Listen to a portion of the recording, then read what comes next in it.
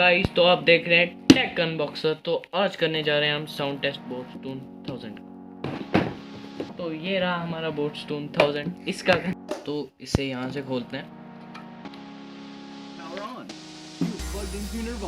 यहाँ से कनेक्ट करेंगे हम ब्लूटूथ से।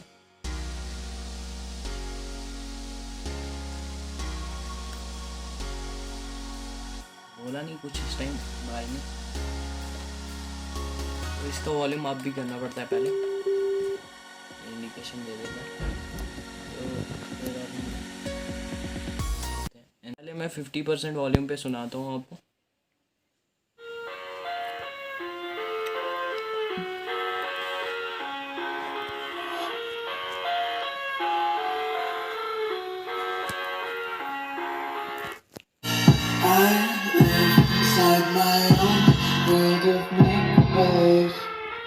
Kids screaming in the crowd of profanities.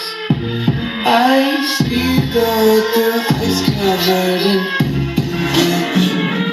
Cause I'm the ones who help my cries and watch me weep.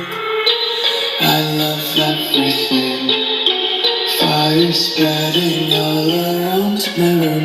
My world's so bright, it's hard to breathe, but that's alright. Hush.